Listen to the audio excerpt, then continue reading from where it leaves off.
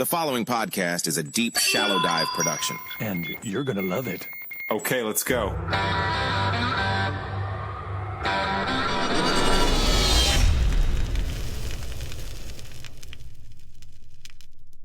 All right, I am definitely the third most intelligent person on this podcast today, for sure. Because I've got my guys, actually, you guys, this is great. So on Instagram, we've got a group chat, the three of us. The one and only Elijah Kahlenberg is back, and his partner in crime, Jadd Hashem. Jadd, is that how you pronounce your last name, Hashem? Hashem is technically correct, but most people say Hashem because of the Jewish, the Hebrew coming out there. But so I'm used to either. Yeah, that was the Hebrew coming. That was the Hebrew coming out in me. That's right. Exactly, Ray. You're biased. You got.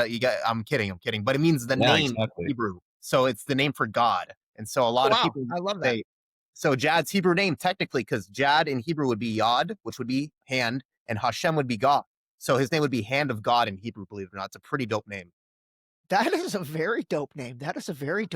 So the three of us have a group chat on Instagram, and I named it the UT Think Tank because both of these guys, Elijah just recently graduated from the University of Texas, and then Jadd is finishing up, I think, your senior year there. All right, listen.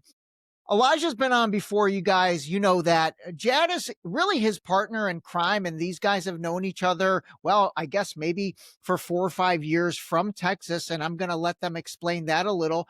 They co-founded an organization called Atidna International, and I'm going to have them take us through that. And then we're going to get into just a great conversation today about really the generational mindset of Gen Z. I've honestly been blown away by what I've seen from Gen Z. We're going to talk about Zoran Mondani in New York, who's running for the mayor of New York. We're going to talk about Syria and what's going on in Syria over there. I haven't talked too much about that on the podcast, but I do want to touch on that because it's just becoming another completely puppet state, and the people that are suffering are innocent civilians. This time, a lot of Christians and, the Muslims are going to get blamed, and we'll talk all about that. But really, more importantly, we're just going to let this conversation kind of go where it goes with two young guys that I just have so much love and respect for, and I'm so glad to have the three of us on here. Jadd, why don't you start off, since the Deep Shallow Dive audience doesn't know you, just give us a quick little background, a little blurb, what you're all about, your religion, all that stuff.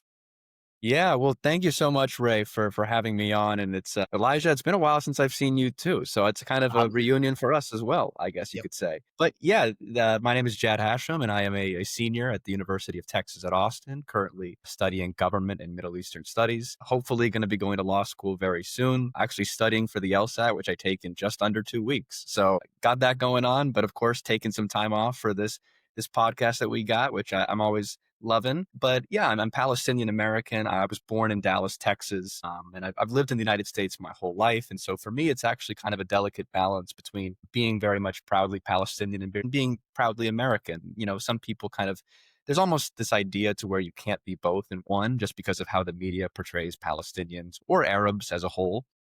But no, I'm very proud and blessed to be of Palestinian heritage, but to be born and raised in the U.S. I am somebody who I've championed Palestinian human rights for a long time. My family specifically comes from Nablus in the West Bank, and I have a very, very large family. I have aunts and uncles that are even older than the state of Israel. They're in their 80s, and so a large family there. I have cousins who are almost as old as my parents. It's just kind of how it works in large Palestinian families. But for me, growing up in the U.S., I always cherished my Palestinian identity because I really felt that it was my culture. It was my identity that I had that really I couldn't find a lot of people to relate to. I grew up in Dallas, Fort Worth, and where I went to school, there were no Palestinians, almost no Arabs, and not even really many Muslims. And so it was really hard to kind of connect with people. In fact, I would argue I probably went to school with more Jews than any Muslims and for me growing up, one of the things that I always valued when it came to Palestine was understanding that being pro-Palestine is not anti-Jewish and not anti-Semitic. I grew up around Jewish people. My parents always emphasized to me that this is not a matter of religion. It's not a matter of race. This is a political dispute that we have when it comes to the occupation and of course now the genocide that's been occurring. And so for me, I have all the love and respect in the world for our Jewish brothers and sisters, including Elijah, who I got to meet a few years ago. We met at UT actually, and he is obviously, as Ray, you know, he's a phenomenal, intelligent man who really, I think, will be, this is a guy who will be, I think, the face of young Jewish Americans for some time. I think you'll see him going a lot of places. Yeah. And so I'm just very grateful for that partnership that we formed a few years ago. And currently I serve as the vice president of Atidna International, although I'm now the president of the UT Austin chapter. I'll be the president for this year. And we specialize, of course, in dialogue and peace events. Elijah, I'm sure, has touched on this sort of stuff before. But that's really my brief introduction there. I'm very grateful to be on. And yeah, lots to talk about in the world. Absolutely. Absolutely. So much. Let me ask you this. So when you were growing up and you were saying that, you know, you really grew up around Jewish kids your age more than Palestinian, because obviously there were none. What were those kids like with you? Like, did they look at you differently? And I bring that up because, man, I know both of you have watched the documentary Israelism, and I am going to put a link in the show notes for that documentary. That documentary was done by a Jewish gal, I believe in Los Angeles, Simone Zimmerman, I think is her name. And she's either founded or co-founded that If Not Now organization. Their work is unbelievable. But that documentary, I've watched it twice now. It is just so good because here is a LA Jewish girl who grew up with like the absolute almost like brainwashing 101 of what Zionism is, and then goes over to Israel. And it's insane to me how she's like, wait a minute, this is not jiving. So what were those kids like that you grew up with? Were they open-minded like you, or were they very, I guess, drinking the Kool-Aid? There was definitely a lot of skepticism, I would say, about people like myself. You know, when you're growing up, whether you're a young kid or you're a teenager, you don't really want to bring up the conflict, let's say, to Right. people. But what I always felt what I always felt, frankly, is that it was a lot more acceptable to be openly Jewish and present as Jewish and celebrate Jewish holidays and whatnot than for me to tell people that I was Muslim or to tell people that I was Palestinian. In fact, like from a young age, and I know a lot of Palestinians can relate to me when I say this, my father specifically would always tell me growing up to not say that I was Palestinian, to say that I was Lebanese or Jordanian or something else, because Palestinian, we live in the United States, right? In a post 9/11 world. And it's very difficult at times. And I've faced prejudice at a young age. And some of that comes just with people being young and being stupid and there's ignorance. But some of it also comes from the parents, and the parents don't change much. And some of the kids kind of follow that trajectory. But, you know, the Jewish kids that I knew definitely were in the more staunch Zionist camp. They, at least to me, were fairly friendly and at least cordial, but definitely it was not a comfortable position to be in when talking about Israel-Palestine. I felt that really there was a challenge there. And as much as I had no issue with Jewish people whatsoever, it definitely felt like a lot of them had issues with me or my sort of people, unfortunately. Yeah. But I think, Ray, as you mentioned, like Israelism is kind of a good example of how people can grow out of that and how people can actually transform. And so there's actually so many good groups now that have even formed in just the last few years. Groups, like you said, like If Not Now, that are Jewish-based groups that do tremendous work promoting this discourse and promoting a pro-Palestine agenda. But it used to not really be that way in my eyes. And so it's nice to see this sort of change. And now more than ever, I still, you know, most Jewish people I speak to, frankly, are fairly closed-minded. But there's a growing sense, I would say, at least in America, to where the dynamic is starting to shift. Although I know Elijah can definitely speak on that more than I can. Yeah. And definitely your generation. All right, Elijah, what do you think? I mean, Jadd's completely right. On the subject of Israelism, the story is very accurate for the vast majority of Jewish Americans. I mean, growing up, going to Hebrew school, we were fed the propaganda from a very early age. I remember, I think I was 12 years old. So this would be 2014, which was Operation Cast Lead in Israel. So another one of the quote unquote mowing the lawn bombing campaigns of Gaza. And I remember one of my teachers coming in so angry at that moment, right? He was so angry at Palestinians. He didn't call them Palestinians. He only called them Arabs with the intent to erase their identity. And he said that they're inherently terroristic, they're barbaric, they're anti-Semitic, And I was enraged by that, right? I went home to my mom, told her about this. And she calmed me down and said, rather than listening to someone who has a vested interest in maligning the Palestinian people, how about you actually go speak to a Palestinian for yourself and learn about their identity, their history, and their culture from their own mouths? And that's what I did. The way I broke the propaganda was simply talking with Palestinians, and by understanding that by having the conversation, we learn we're human. We're not all that different. In fact, we're brothers. We're not others. We're not enemies. We're one family. My first conversation with a Palestinian was a guy named Ahmed. It was in high school, and he wore this beautiful keffiyeh, a black and white keffiyeh. And I remember the first thing I said to him was, wow, that reminds me as a Jewish individual of our talit, of our prayer shawl. And he never had heard of a talit before. So I showed him some pictures, and he's like, wow, that really is similar. And so that just sparked a 2 hours long conversation between me and him about our two peoples. And we said, oh my gosh, we are so similar. Everything about our two cultures is more alike than different. And that's how we humanize each other. That's how we break through the propaganda, by understanding the story of the other, and by understanding that that other is more similar to us than to anyone else. So, I mean, Israelism showcases that. My story showcases that. And that's how you really break down this intense campaign we've been fed for years to show Palestinians as less than human. And it's not true. They're more similar to us than to anyone else. And they're not only humans, they're our brothers. Yeah, absolutely. This was when you were in high school, you had that experience? Yeah. Freshman year of high school. By the way, kudos to your parents, man. They really, how was it that your parents were so progressed with this, or so different thinking? What helped them maybe break out of the mold? Do you know? Partly background. So my mother's side is Sephardic Jewish, and for Sephardic Jews, it's a very, very different atmosphere in Israel-Palestine, especially in the early years of the state. Okay. In 1948, from around 1960, there was a lot of oppression towards Sephardic and Mizrahi Jews, and that happened to my family. And so, by the way, what does Sephardic even mean? I don't really even know what that means. That's a great question. A lot of people talk about Israel-Palestine, but they don't really have the terminology or historical basis. So I need to catch myself sometimes and explain these terms. Sephard in Hebrew means Spain. Sepharad means Spain. And so the Jews who were expelled from Spain in 1492, they went to the Ottoman Empire, they went to North Africa. They are Sephardic Jews. Mizrahi means Eastern in Hebrew, right? And so they're the Jews that weren't in Spain, but they've always been in the Middle East, right? In Iraq and these other places. And so Sephardic and Mizrahi Jews are not Ashkenazi Jews. Ashkenazi Jews are those who were in Central and Eastern Europe. Okay. They're the browner Jews, the ones with a little more melanin. But that's my mother's side. And they had a very tough time in the early years of Israel. There was a lot of Orientalist hatred by the Ashkenazi establishment, government, and leadership.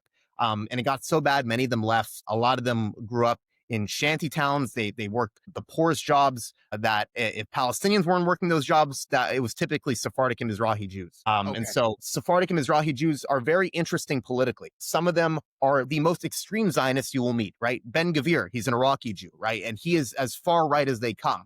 And the reason for that is they have a lot of animosity towards Arabs and Palestinians. They believe that Arabs expelled them from Iraq and all these Arab countries, and they want to take out their anger on Arabs, and they do that through Palestinians. And to add insult to injury, because they were excluded by the quote-unquote leftist Ashkenazi political movements in the early state of Israel, right? Think David Ben-Gurion, he was a socialist, right? That was primarily Ashkenazi Jews leading that. They gravitated towards the more right-wing, right, movements in Israel, right? Those of Menachem Begin, right? Those of the Lehi leaders, right? Those were the political movements they more gravitated towards. And so they from the beginning were very right-wing.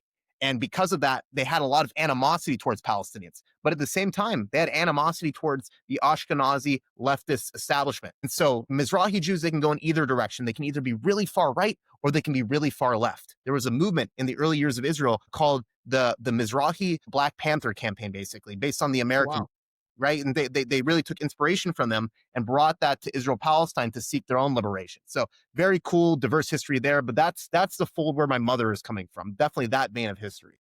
Got it. Okay. All right. Let's talk about like campus life and really what your generation is feeling right now, because, it's interesting that obviously when I went to college, I mean, politics were just nowhere on no one's radar. And I know right now politics are probably not on some people's radar that are attending college, like the frat life people and things like that probably don't care. But I will say there's a lot of people that really do care. And like, obviously all the protests that took place last summer and all that. I know you guys were a part of that. Is politics really, and I guess I should say world affairs and what's going on, particularly obviously genocide in Gaza, maybe Russia, Ukraine? Like, is this stuff that's really prevalent on campus right now?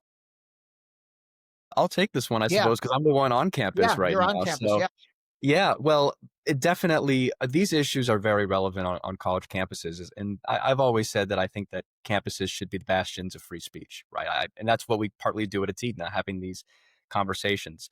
I would say right now, at least in this moment, of course, this differs by the state, let's say. So at UT in the state of Texas, one of the biggest issues right now is with the redistricting that's happening, Yeah. that just passed in some of the Texas legislature. So that's been sort of, I think, the more dominant trend for right now. However, if there's any issue over the last 2 years that has struck the most people, it's definitely Israel-Palestine, and specifically the genocide in Gaza. Even Russia-Ukraine, for that matter. Yes, people, of course, talk about it. They care about it. But this is an issue to where the United States is not actively funding a genocide, for example. Got it. And so people can have their views on Russia, Ukraine, and NATO expansion and all this stuff. And I'm here to have that dialogue anytime. But the fact of the matter is that Gaza right now, it's just so apparent because it's impossible to avoid. And, frankly, I think that people, when they're on social media, I think that people should see what's happening. I think that as uncomfortable as it is to see children who are bloodied and limbs blown off, this is the reality of what's happened. And this is American tax dollars, right? I mean, and this is what we've seen, I think now. It's a growing trend across both sides of the aisle here in terms of where we see the American-Israeli relationship taking place. But the left has always sort of been more in the pro-Palestine camp. But now it's, I think, accelerated even more, including a lot of progressive Jewish voices who I think may have previously been still more kind of on the Zionist side of things, to the point now where even on the right, of course, we've talked many times about this sort of isolationist approach, this Tucker Carlson, even Marjorie Taylor Greene approach of saying, hey, I don't want America funding the deaths of tens of thousands of children in Gaza. Someone like Thomas Massey, who I think has been a superstar, really. And honestly, I would not be surprised if they really try to oust him as hard as possible, which I think they're really going to do. They're going to push him out as fast as they can. I think so too. So, I think so yeah, too. they You already know are. what's interesting about the right and the left right now? Marjorie Taylor Greene. Yeah, I give her a lot of credit. She's making a lot of noise now. She is. She's making a lot of noise. I give her credit. But then it's funny. It's like, where are the Democrats now? They're not making noise. You know what I mean? You've got Marjorie Taylor Greene being the loudest voice of what are we doing in Israel? Why do we keep giving them money? Why do we keep doing this? And then I look at the entire Democratic Party and I'm like, hey, where are you guys? Let alone, where's Barack Obama? Where's Joe Biden? Where's Kamala Harris? Where's Nancy Pelosi? Where's Chuck Schumer? Hakeem Jeffries, forget it. That dude is just like, he's so on the payroll. Him and Cory Booker, those guys are so on the payroll. It's insane. But, it's like, I was having this discussion. Can't even get Bernie Sanders to say the word genocide. I mean, let alone that list. We can't even get Bernie to say the G word, man. It's terrible. You know what? That's another great point. I mean, Bernie will curse out Netanyahu all day long, but that's kind of where it ends. And you know what's funny? I even found myself over the progression of this for many months. I was always like blaming Netanyahu. I was like, Netanyahu. But honestly, if you really want to call a spade, and if you want to have real talk, you got to scope it above him. It's not just him. Yes, he is the centerpiece and he's the spokesperson. And really, he's the central figure that's catching all the heat. And all of that's by design, but it's more than that. It's absolutely more than that. You got to go to the root cause. You got to go to the root cause of Zionism. Yeah, the root cause, exactly, the root cause. And let me ask you this, and Elijah, you answer first. I mean, do you think at the end of the day, is it just the land? Do they just want to expel, whether that's through genociding or relocation or whatever? Do they just want all Palestinians out of, I mean, the West Bank's the crown jewel. You and I have talked about this before, but out of the West Bank, out of Gaza, and do they want that to be just a pure Jewish state for the sake of having one? What do you think the root cause is? Yeah, I mean, the Zionist movement early on understood the primary struggle in this land is over demographics, right? If you're going to have a piece of territory and call it a Jewish state, you need a solid demographic Jewish majority. And as soon as you annex Gaza and the West Bank, that's an additional 5 million Palestinians on top of the 2 million Palestinian Arabs who have citizenship in Israel alongside 7 million Jews in the land. It'll be a 7 to 7 figure, right? So if you want to have more territory and call this a Jewish state, you have to expel. You have to expel. It's the only way to get this done. And so day one, what did the defense minister of Israel say was going to happen in Gaza? No food, no water, no electricity. The intent was starvation off the bat, right? That was the goal. What's the purpose of starvation, right? To get people to leave, to either mass kill them or to get them to leave, right? Typically both. So in my eyes, the only goal of the government at this point is to expel Palestinians. It's to annex and expel and to get as few Palestinians in the land as possible in order to have that solid demographic majority. And in the West Bank, it's even harder, right? It's much harder to get these Palestinians to leave. And we're seeing a slower approach, a slower burn approach. So for example, there's what just happened in Taipei, right? The persecution of many Palestinian Christians in this little village that is the biblical town of Ephraim. And to settler violence there, the reason for that settler violence is to scare Palestinians, to get them to immigrate, right? Because that's the only way they'll leave. It's much harder for the IDF to come in and just mass expel because the world would get very angry, right? So these little episodes of settler violence with the intent for immigration is what they're going for. And it's what they have done over the past 50 years in the West Bank. So the struggle over demographics has been the central focus of Zionism since its inception. Theodor Herzl, David Ben-Gurion, they understood that we need a Jewish demographic majority. So in 1948, what did that mean? That meant the expulsion of 800,000 Palestinians from Israel proper, right? The first Nakba, right? But that's continued ever since, right? After the annexation of the West Bank, there has been a complete impetus to try and get Palestinians to move. And after October 7th, they had the best green light in the world, right? To expel 2 million Palestinians from Gaza. And so off the bat, starvation was their weapon. Physical genocide was also another weapon, right? Every tool at their disposal to decrease the Palestinian population in order to ensure a solid Jewish demographic majority and domination of the land from the river to the sea. That is their goal. Yeah. Okay.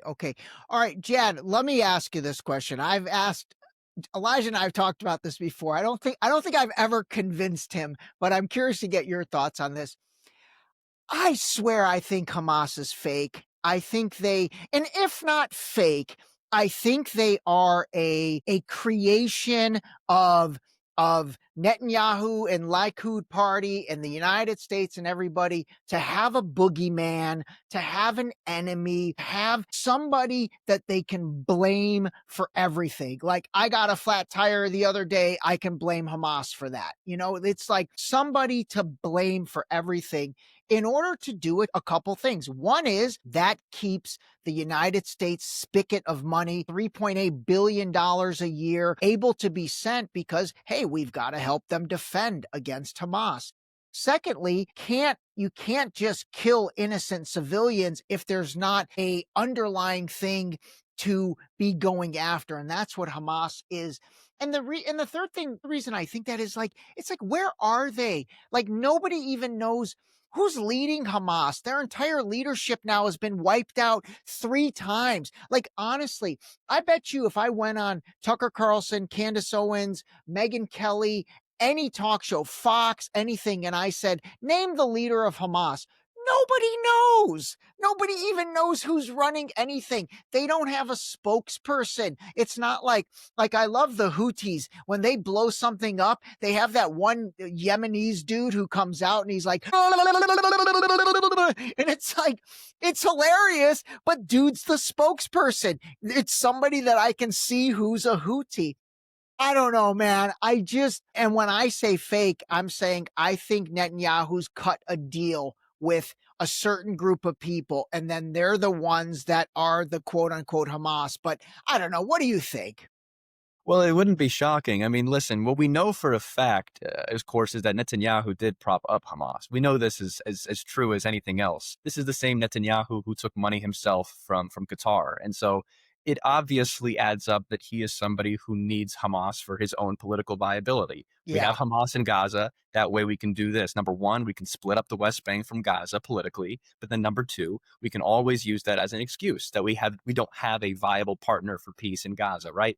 It's the same reason why, of course, they understand that Hamas it's something that grew as a resistance movement, but now has been kept, I think, by Netanyahu as really an Israeli asset to say that, hey, we're going to use these guys as our excuse to bulldoze and ethnically cleanse. Because you're right, all the main leaders who we've talked about, Yahya Sinwar, his brother Mohammed Sinwar, Mohammed Dave, Aruri, all of these guys who have been killed, who we know are dead, Ismail Haniya, all of these guys are dead. But the problem is, and I said this before, I think when Yahya Sinwar was killed, it was a big blunder by Israel, because they knew at that point when they killed him that a lot of their excuses to kill even more had now been erased. You got to keep him alive so you can keep propping up some reasons to attack. When they killed him, I would not be surprised if some people at the top of the chain were saying, what are you guys doing? Why are you taking this guy out? We need this guy for our assets. This is not even much of a conspiracy at this point. And what I will say, I'll actually go back to one thing really quick. We're talking kind of about what Israel wants, what Israelis want. The fact of the matter is that Netanyahu and his government, they can use fear, of course. And, there's polling that's been released. I just posted about this on my Instagram today. And this was polling that came out about 2 weeks ago. And it was asking Jewish Israelis what they thought about the starvation in Gaza. And there were 4 options. It asked, how concerned are you? How concerned are you? Are you very concerned, somewhat concerned, not very concerned, or not concerned at all? 56% of Israelis said they were not at all concerned. And then an additional nearly 30% said, they said not very concerned. Only 20% said they were either very concerned or somewhat concerned. This is not just a Netanyahu thing. Yeah. There's a reason these guys get elected, right? I mean, they're not just being nominated out of thin air here. And so there's a bigger issue going on. But Hamas, I think you're definitely onto something there, because it absolutely has posed fear into Israeli society. And the more fearful Israeli society, the better it is for Israel's interest. They have more excuses that way. Yeah, you always have to have fear. Maybe you nailed it. Maybe they started off as a true resistance organization in 1987 when they were formed and all that. And then maybe over the years, Netanyahu, God, that dude has been in the game forever. I mean, I've said this before. I'm going to say it again. I think the guy's one of, if not the most disgusting human being on the planet, but he's a generational talent politician. He just unfortunately is. And, maybe he went to them years ago and cut a deal and said, okay, hey, we're going to let you guys keep going. We're going to let the Qatar money flow. You'll be fine. You'll be taken care of, and you can do whatever you want. But here's the game. Oh man, I don't know. All right, let's shift a little to New York politics. And Elijah, why don't you give us your thoughts? Like Zoran Mondani, I mean, this guy's obviously everywhere. I think he really put himself on the map in that debate, the Democratic candidate debate, where they basically went and asked, and I might even insert it into the podcast here, but they asked all the candidates, as New York City mayor, what would be your first place to visit or your first something in office? And everyone was like, Israel, Israel, Israel, Israel, Israel. And then he's like, I'm not going anywhere. I'm staying in New York and I want to handle the New York thing.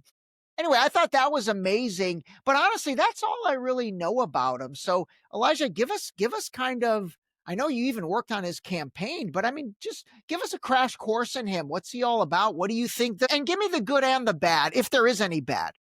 Yeah. And since I worked on his campaign, I might get in trouble for sharing anything bad, but I will say you hit it spot on the head. There were 2 main issues that I think were on the ballot in this election. The first was Israel, right? The first was Israel-Palestine. And we saw a resounding pushback against AIPAC, against the pro-Israel political establishment through the election of Zoran. More than anything else, that's what Zoran indicates. The second issue was affordability, right? New York is one of the most expensive cities in the world. Basic things like food, busing, all these basic concepts are unaffordable for everyday Americans in New York. And so more than anything, he simply hammered home that message that I'm going to do my most as a politician to make your everyday life easier. Free busing, right? City-run grocery stores to make your fruits, your vegetables, your chickens, everything cheaper for you, right? Whatever I can do in my power as mayor, I will do to make your life easier and more affordable. In terms of the Israel issue, I think that, especially amongst our generation, amongst people below the age of 40, That was why they were so energized at Zoran. Finally, someone came out and pushed back against the establishment and finally said, I'm not taking AIPAC money. Not only am I not taking AIPAC money, I am going to stand up and say, I want to put the citizens that I'm representing before a foreign interest. We love that, right? Finally, someone's actually looking out for us, right? Which the boomers apparently can't comprehend or grasp. And when I was working for Zoran, it's actually a very interesting story. I phone banked for him. So I was calling New Yorkers to advocate for Zoran. And New York's a very Jewish city. It's the most Jewish city in the world.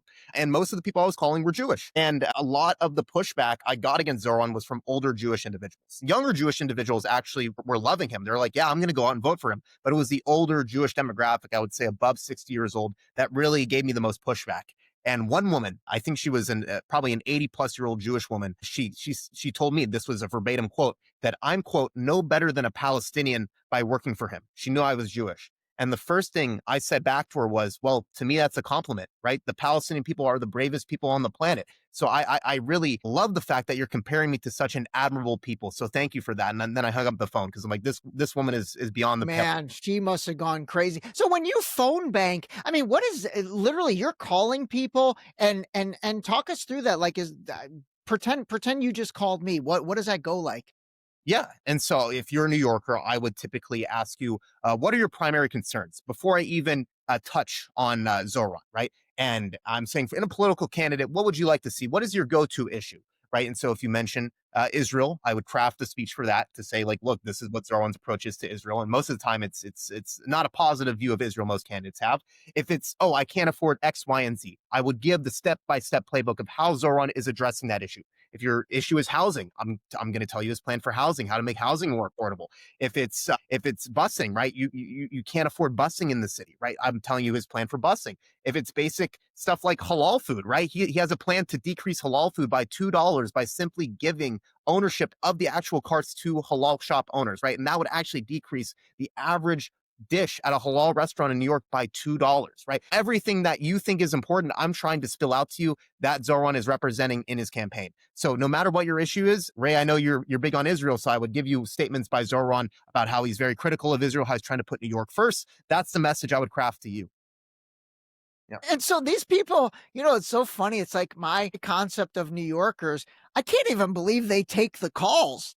Yeah.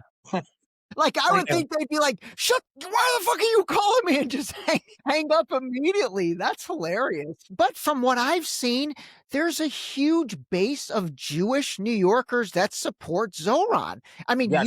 you don't see those numbers. I mean, you definitely don't see them on Fox News or Newsmax or the New York Post or any of the right wings. They're not going to push that. But even the CNNs and all those guys, I don't see them really pushing it that much. But I think it's true, right? Yes, it is. Almost 50% of Jewish New Yorkers were voting for Zoran, specifically younger demographics. That below 40 demographic loves Zoran. And there's a variety of political reasons for that, right? This generation is more, we could say more disconnected from Israel, right? They're growing up alongside other Gen Zers who are also very critical of Israel. They're engaging in those conversations. And I think they simply feel safe with Zoran, right? Under people like Andrew Cuomo, under Eric Adams, right? By elevating Jews to this pedestal to say, oh, we got to protect Jewish Americans above every other people, right? In response to what happened after October 7th, Jews have become a target because of political actions like that, right? It makes us very visible to say, oh, I'm going out of my way to allocate resources towards Jewish protection, towards making sure Jews specifically stay safe. And someone like Zoran saying, I want everyone in my city, no matter if they're Jewish, Muslim, Christian, no matter what ethnicity, I want everyone to be equal. I think a lot of Jews say, yes, this is how we can be safe, right? That political message, making us no different than anyone else in the city, is something we really vibe with. And it's something that we can feel safe with. And so I think Zoran has really crafted a perfect message for Jewish Americans to feel comfortable and safe under his leadership. And that's especially why I love him. I think that's a great message going forward. Okay. So at this point, it's going to be him versus Eric Adams. Is that the race? Is there a Republican candidate? There is. It's like this Italian guy who wears like some weird cap. Yeah, he's weird. But he's got no shot. In fact, they polled Republicans in New York. Behind that candidate, Zoran is polling second amongst Republicans in New York, right? Ahead of Eric Adams and Andrew Cuomo, right? So this really shows that a populist, affordability-centered message can capture a wide coalition of voters, right? Even if they're not just Democrats or leftists, right? Even into the Republican sphere. And I've always said this, right? When Bernie was going against Joe Biden in that primary, you saw a lot of Trump people coming out to support Bernie. Why was that? Right? Because he centered populist economics at the heart of his message. Affordability, Medicare for all, these basic issues where your bank account is benefiting. Republicans that are typically on the poor side love that, right? They'll gravitate to that. And we're seeing that play out with Zoran 100%. Okay. The other thing about Zoran, and Jadd and I were talking about this before we jumped on. I mean, it's like, how is the Democratic Party not supporting him? You know, this is like one of your guys. And that's where someone like, especially Hakeem Jeffries, that guy is such a clown to me. Like, it's so obvious that your APAC money that you're receiving, which I think is close to $2 million, you know, that's why you're not supporting this guy. That's the only reason. Jadd, what are your thoughts on that? Yeah, I mean, it's ridiculous, obviously. The Democrats, I mean, first of all, it's amazing to me how the American people are not stupid when it comes to this, because what you see, it's so interesting.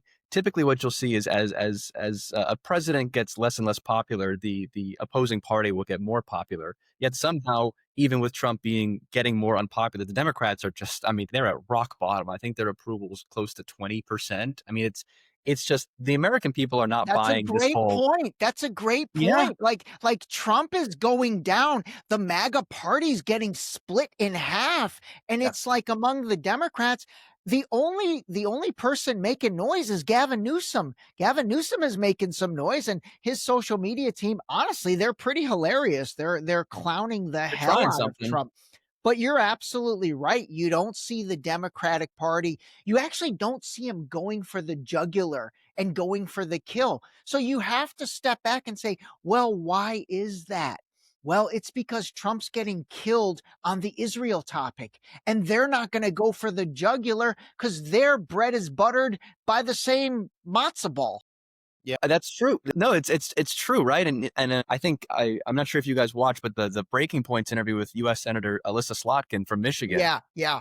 I mean, she probably, God bless the staff member that put her on that call, because they're definitely out of a job now. Yeah, that staff member got fired because she just. But doesn't that just show you how, you know, the Democrats, they know now they can't just go on for a friendly interview anymore. They know, hey, why are you supporting? I mean, Alyssa Slotkin couldn't even answer. I mean, first of all, she denied that there was a genocide. And then when asked about sending weapons to Israel, she couldn't even say, no, we're not going to send more weapons to Israel. She's actually taking a more hawkish stance than even someone like Chuck Schumer, honestly. I mean, it's wild. And so, and she tries to pose, she goes, well, I wasn't backed by AIPAC. Okay. As if she hadn't received any AIPAC money prior. Also, she actually had. Yeah. So she wasn't even being completely honest there. It just goes to show you that Democratic voters now, there's a reason why Democrats, I mean, I don't know, in the state of Texas, we have Beto O'Rourke, who's been a prominent Democratic name here, who ran for governor in 22. And he did a speech in Fort Worth recently, and he mentioned Gaza, and he was talking about recognizing a Palestinian state. And it got the biggest applause out of any moment during the dialogue in Fort Worth, Texas, which is typically a more conservative city. Yeah. That's what people look at. I mean, Gaza is becoming the litmus test. Look at Pete Buttigieg, who was interviewed about a week ago by guys on Pod Save America, couldn't give at all an answer on Palestine, said, well, we got to think about it. He was such an embarrassment. He was such an embarrassment. He got grilled. And the comments are just, yep, this is not my candidate for 2028. And that's a beautiful thing. That's a beautiful thing.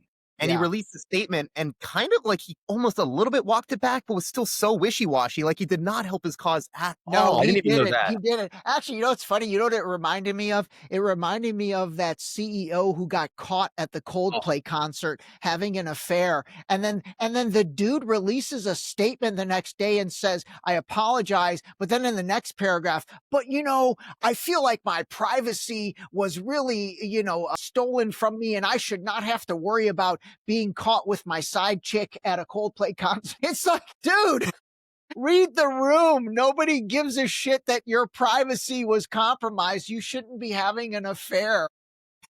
It's wild though when you think about this, how Democrats now, it seems like such a layup at this point. I mean, Right, like we always right, say, the right. Israelis themselves, more and more, the Israeli human rights groups are willing to say it's a genocide. Barely. I mean, by the way, Catherine Clark, who is the #2 ranking Democrat in the House, right behind Hakeem Jeffries, called it a genocide in a town hall and then got so much flack, she walked it back in a later statement about a few days later. I mean, Wow. yeah, Catherine, you can look this up. Catherine Clark Yeah. walked back her statement. Flack from donors, right? From her donor class, not from her actual constituents, right? And that's Yeah, where yeah. Her constituents, I think, liked it. Yeah, but the Yeah. donors didn't. Okay, that, you know what? That's on brand. That makes total sense. All right, let's talk a little bit about Atidna, because I do want you guys to talk about that, because I don't know if that's how you guys met, but I want you guys to tell us about the organization, and we'll start with Elijah and then go to Jadd. And then I also want to talk about like Turning Point USA and what your thoughts are on that organization. And then also that organization that is at every school. I forget the name of it, but it's the Jewish Powerhouse Young Organization. What is that thing called? There's a lot of them. supporting Israel, Mishlanu. There's a lot of these. Hillel? Yeah, Texas. What is it called? Bilal or something? Hillel. Hillel. Yeah. Okay. Yeah. I want you to tell us about that. But let's start with Atidna, and then Elijah, I know you got a couple things you want to plug, and go ahead and plug those. Sure. Before we get into it, I can do the plugging. So Atidna is currently hosting a few fundraisers. One is for funding Atidna's operations in peace building and dialogue. Half the money we raise in that fundraiser will actually be going to the Gaza Soup Kitchen. It's an organization that feeds hungry children in Gaza. It's a fantastic group. If you have spare change, if you don't want to donate to Atidna, you can donate to them directly. They're doing fantastic work. We're also doing another fundraiser for a Palestinian Christian family in the West Bank who had their multiple cars and their equipment torched by Israeli settlers. And now they've been left basically without a means for a stable income. And so Atidna has taken the initiative to raise money for this family in the West Bank. I recently held an interview with the father of the family who basically had his property destroyed by settlers, and they're amazing human beings. So if you want to give money to them, we're accumulating it and going to give it to them. But in terms of Atidna and what we do, I'll get all of those links. I'll put them in, and then I'll make posts on the Deep Shallow Dive Instagram. Dude, those settlers are menaces, man. Right. They are menaces to society.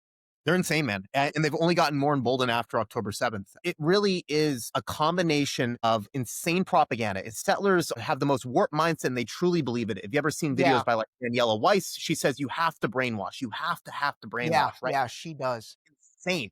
And it's a combination of that alongside fear. They truly believe that by simply living with non-Jews, not even just Palestinians, non-Jews in general, they'll be at the mercy of them. They'll be killed, right? So it's a kill or be killed situation. So that's why they're so violent. It's this insane mindset, and they truly are propagandized. It's insane. But regarding Atidna, I've spoken about it many times on the Deep Shallow Dive podcast, but we're a group that's based on college campuses, dedicated to bring together Jews and Arabs, Israelis and Palestinians, to have a dialogue about anything and everything pertaining to Israel and Palestine. At our core, we are a free speech group. We believe in talking with the quote unquote other, because it's my belief that by having that conversation, we learn we're not all that different. We learn that what's dividing us is really many times artificial, right? Our commonalities are what come through in the conversation, and that's humanizing. It's so much harder to hate someone that you see as part of your family rather than someone you see as your other or as an enemy. And that's the power of dialogue. And it's our generation that really needs to pick up the slack where previous generations failed and have these conversations to finally solve these issues that have been permeating for over 7 decades. And that's in my eyes, the beauty of Atidna. We've been going strong for over 3.5 years now. We're at 13 college campuses. Up until this past year, the Atidna chapter at UT Austin, our first chapter, was led by me and Jadd. And a secondary aspect of our work alongside the dialogue is peace building. We bring together both peoples to solidify that we're one family and not inherent enemies. And we've done a variety of peace events. We've done joint memorials to honor all innocents that have been killed. We've done events where we bring peace activists from the Holy Land, both Jewish and Palestinian, to talk about the work they're doing. And we've also done some crazier events, like we've hosted a tent between an Israeli and Palestinian protest against each other, bringing together both sides with a sign that says, and me and Jadd led this event, we had a sign that said, "One Jew, one Palestinian, 2 brothers, ask us anything," inviting both sides to come in, just sit down, have a conversation with a Jew and a Palestinian in a civil and equitable environment. That's amazing. So what happened? Did people come and ask you guys questions? Was there? Yeah. I'll let Jadd take that one because we had some Yeah. interesting interactions. Well, we had people, all right, that's for sure, and mostly civil, I will say. You know, listen, Elijah and I, we are always trying to be as authentic as possible. We pretty much call it a spade, and that's what we believe. And I'll give you one example of where sometimes things don't always go as planned, and that was with one young lady who walked up to us, an Israeli lady who was our age, I believe. And, you know, she immediately was fairly emotional with us and sort of frustrated, I would say. Immediately kind of starts attacking us and saying, you know, you guys are platforming terrorism. You guys are apologizing for Hamas. You guys are doing all this stuff. And I mean, she wouldn't even look me in the eye at first because I'm Palestinian and I was wearing a keffiyeh. And so most of the anger actually was really directed at Elijah more so than me. And she was really frustrated with him. And Elijah kind of goes into detail about his own experience growing up Jewish, kind of having sort of a change in his perception of the conflict. And also Elijah has lived in the West Bank for a few months at a time. I guess Elijah now has left for just a little bit, unfortunately. Yeah, okay. We'll He'll get him come back. on. Yeah, he'll come Yeah, back yeah. on. Keep going. But yeah, so Elijah like tells his story both from a personal perspective as a Jew, but also, you know, sort of a lived experience and also just understanding different things. And as we continue to speak to this girl, a kind of a crowd begins to form around us. I would say maybe 30 to 40 wow. Israelis / pro-Israel people wearing, you know, Israel flags, capes, you know, all this sort of stuff. They were not exactly thrilled with us. And Elijah and I mean, and this is all on tape, actually, funny enough. So we can even like pull up the YouTube video sometime and, you know, I can show you some other time, right? Because this went on for about 30 minutes total. This group just begins berating us. I mean, going after us. And it's just the typical slander that you hear. We're anti-Semites. We're Hamas terrorists. Elijah is a capo, really a sellout Jew, basically. Yeah. And it just got really bad to the point where I actually had to go into the Israeli tent and grab the rabbi and tell him like, hey, can you come get your crowd, basically, because they are not leaving us alone. Yeah. And one of the guys literally was about to get into a physical altercation with Elijah. And so it really got kind of, it just escalated far more than we would have expected. And eventually it calms down after about 30 minutes or so. And, you know, thankfully that was really the only kind of skirmish that we had, but it got really intense. And that kind of goes to show you that certainly not everybody is receptive. And when was this? When was this?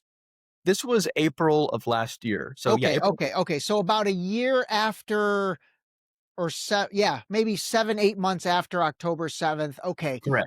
Correct.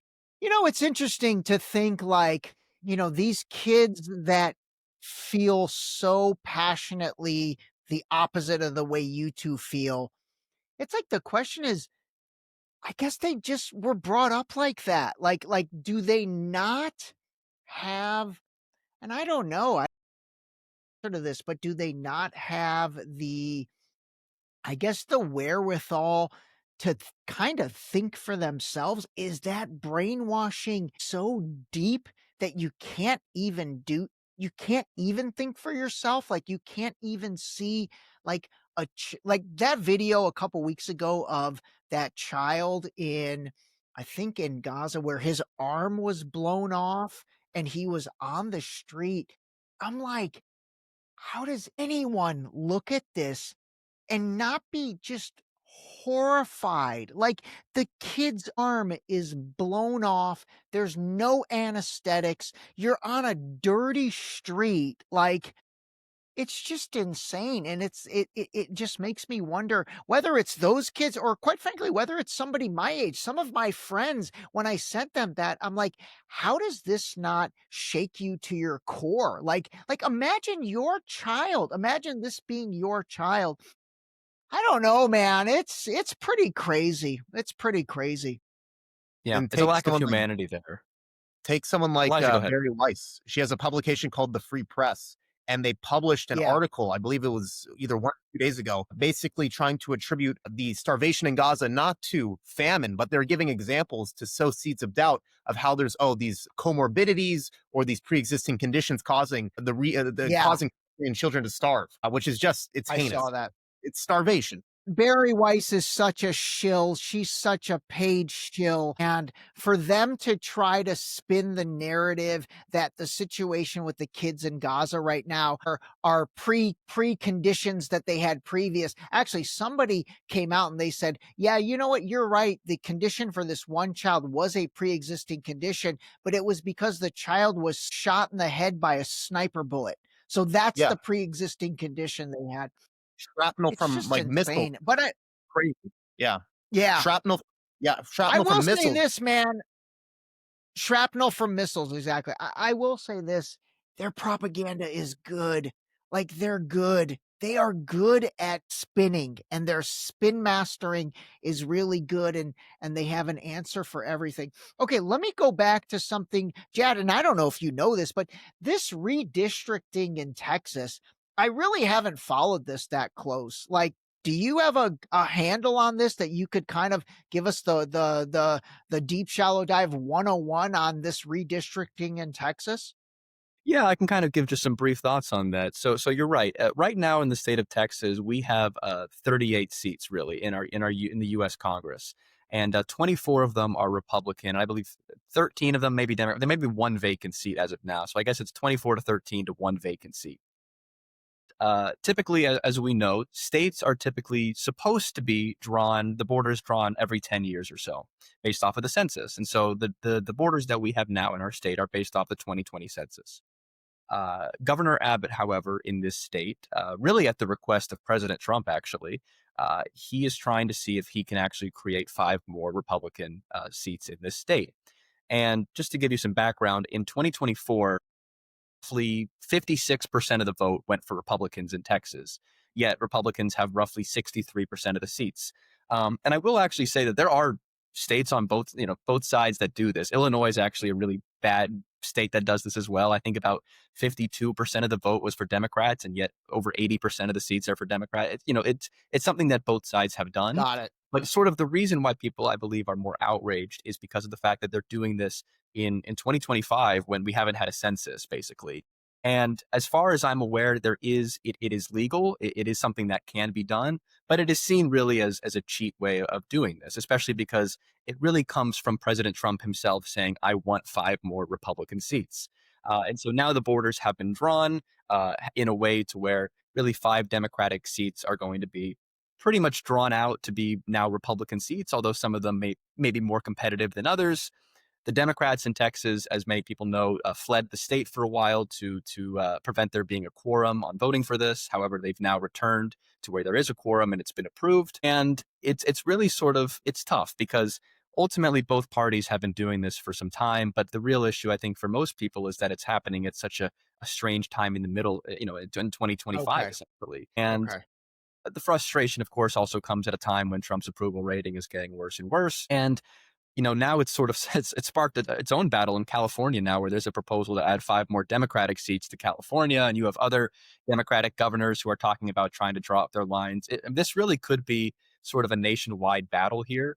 Wow. The unfortunate reality is that gerrymandering it's something that is so common now, and it's very difficult to stop just because the legal procedures to stop it are not exactly that clear. Really, as long as you're not racially gerrymandering, for the most part, political gerrymandering is fine, even though it screws over a lot of people. So it's just been a complete showdown here at the Capitol, basically, and I've been able to watch some of it unfold. It's something that I think we're going to see in a lot of states coming up, especially California, as I mentioned, maybe New York. We'll have to see. So it's been kind of a whirlwind. It's just another part of the shit show that is the United States right now. It really is. By the way, gerrymandering, do you have a dumbed down definition of that? What exactly is that?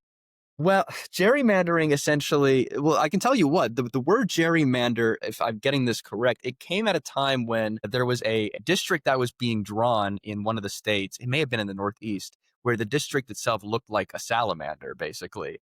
And I think the man who drew it up, maybe his last name was Jerry, and so they nicknamed it gerrymander, basically, and the name just stuck. Essentially, gerrymandering, it's drawing up a line that really, essentially what it's doing is instead of the voters choosing their representatives, the representative gets to really choose who votes for them. Doing so, I mean, I can tell you this, in North Texas, where I live in the Dallas area, in 2020, the race that was in my congressional seat 24 was decided by 1%. The Republican candidate won by 1%. They then redrew the line to be a Republican plus 19 district. And so now it's just a complete safe district. And they do that essentially by drawing out the line to include some of the areas that are wealthier, more so white majority. And they do it in a way to where they can afford to get some more votes in that seat. And so it's a very, I mean, it's you almost have to, it's almost a precise sort of activity. But now with AI, I mean, it's probably super easy, right? You could just kind of put in an input and get they know who's voting where, and so they basically just carve up the pie to their advantage. Okay, dude, amazing. All right, listen, guys, we are coming up on 1 hour, so I wanted to kind of keep this at that. All right, I'm going to give you both the last word. Anything you want to share? Why don't we start with Elijah? Give us any final thoughts. I know we didn't really get into the Syria thing, but maybe we'll do that another episode. Yeah. I can make that a brief last word. I can give you my thoughts. Okay, go for it. So yeah, just a quick recap what's been going on in Syria. There's a town called Sweda. It's a primarily Druze town. Druze are an ethno-religious minority. They have their own faith. It's an offshoot of Shia Islam, but it's over 1,000 years old, and they have their own faith. And there was some tick-for-tack kidnappings with a group of Arab Bedouin tribes close to the city. So they're on the road, and like an Arab Bedouin would come in and kidnap a Druze, and then a Druze would kidnap an Arab Bedouin, and then that escalated, right? And then there was all-out violence between the two communities. Then the leader of Syria, the new leader, Ahmed al-Shara, came in, basically sent in military forces. And the problem with the military forces is that it's this hodgepodge amalgamation of basically all these foreign fighters, domestic fighters, and you can't really account for all of them, right? So some of them are ex-ISIS fighters, right? And like these ex-ISIS fighters, they just want to kill Druze, right? They're there to massacre, right? I'm someone who was pretty, I would say, cautiously optimistic early on about Ahmed al-Shara. Assad was a devil, genocided over 500,000 Syrians, and so I was very happy to see him go. But of course, he has a background that is Islamist extremist, right? Al-Qaeda, ISIS, right? Very, very, very far Islamic groups that are not good, very bad. And he's really shown fecklessness at this situation. Israel came in and decided to start bombing his forces as they were being sent into Sweda. Israel wanted to claim that they're the protector of the Druze. So they were, Israel's real intent was to annex territory, right? To get the Druze to foment a revolt, to side with Israel, and then Israel could claim, oh, we have to come in, set up basically a wall and annex this territory or create a Druze state, right? Something that's a buffer with the Islamist Syria. And it's been a shit show. There's been massacres of Druze that were horrific. I interviewed a Druze journalist who basically detailed, his word was a genocide. What's going on in Sweda. I was emotional during the whole thing. I felt so depleted. And sadly, the leader of Syria, I truly believe that he's really just becoming, at this point, a feckless leader in Syria, but also someone who's beholden to foreign interests, most notably Saudi Arabia and the United States. And so I'm someone who's becoming more illusioned with him as time goes on. And he really needs to either put his money where his mouth is and protect all the citizens of Syria, or he needs to have a democratic Syria and step down. So it's a brutal situation, man. But that's a quick overview. Happy to get more in detail on my thoughts, but I'll leave it at that.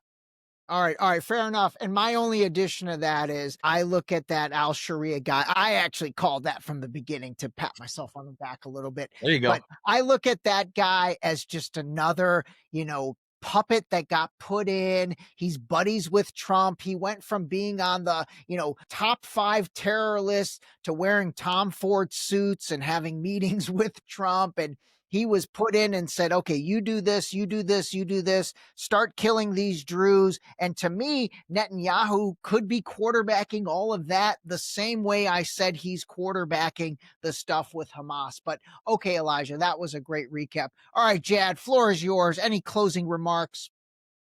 Listen, all I'm going to say is that I think it's important now more than ever for the American people to really understand where their news is coming from. I mean, please, we're in an era now where the mainstream media is dead, and it sort of deserves that. It's, the CNNs, the MSDNCs, the faux news.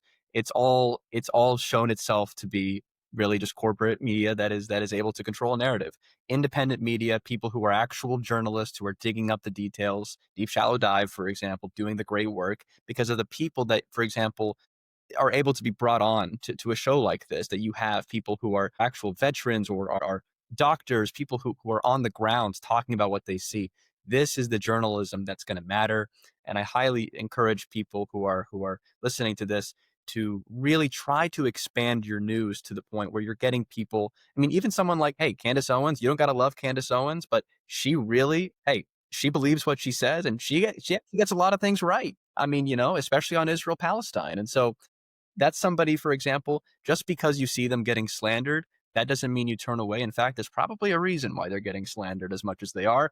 Tucker Carlson, the same thing. Leaving Fox News was the best decision for him to make. He's now probably the most famous journalist in the United States.